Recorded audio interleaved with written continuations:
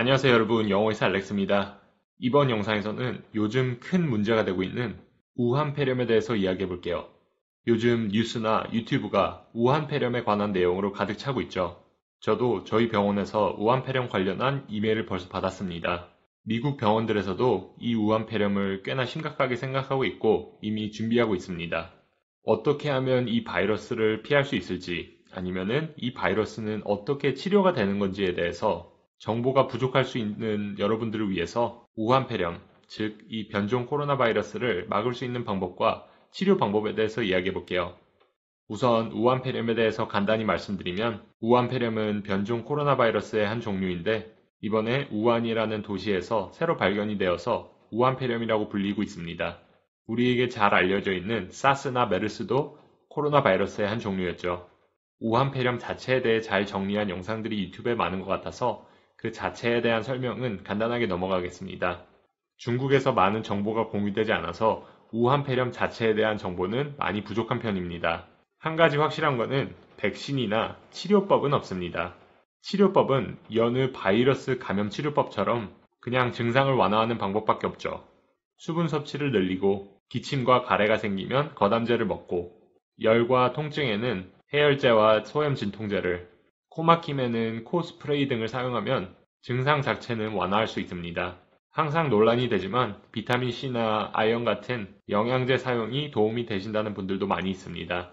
물론 따뜻한 스팀을 만들어주는 스팀 흡입기나 스팀 가습기도 많은 도움이 됩니다. 생리식염수로 코 안이나 목 뒤를 씻어주는 것도 많은 분들이 사용하시죠. 그런데 발열, 무기력, 기침 등의 우한폐렴 증상이 나타난다고 해도 호흡 곤란 수준의 응급 상황이 아니라면 병원으로 바로 달려가지 말고 여러분들이 어느 나라에 계시던 보건당국에 먼저 전화를 하세요. 한국에서는 보건소나 1339에 연락을 하시면 됩니다. 여러분들께 이런 증상이 생기면 보건당국에 먼저 전화를 해서 어떻게 하는 게 제일 좋은 건지 물어보시고 행동하는 걸 추천드립니다. 왜냐하면 병원에 가셨다가 잘못하면 없던 우한폐렴도 생길 수 있습니다. 메르스 사태에서 배울 수 있듯이 한국을 뒤흔들었던 메르스는 병원 밖에서 감염은 흔치 않았습니다. 초기에 많은 분들이 삼성병원 응급실에서 감염이 됐죠. 병원 입구 손잡이, 공용 화장실 세면대 등 사람들의 손길이 많이 닿았을 만한 장소에서 메르스 바이러스가 다량 검출된 일이 있었습니다.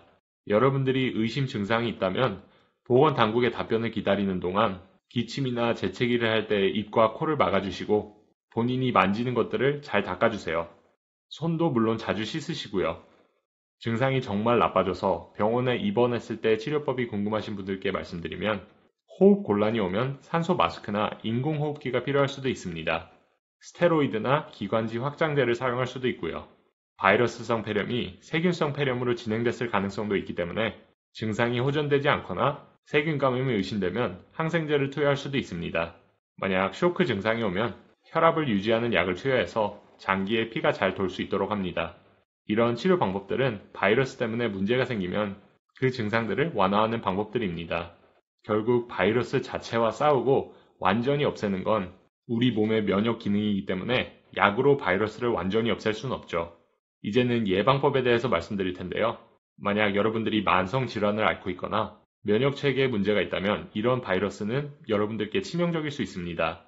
그러니까 예방법을 꼭 기억하시고 실천해 주세요. 미국 질병통제예방센터에서도 강조하는 가장 중요한 예방법은 손 씻기입니다.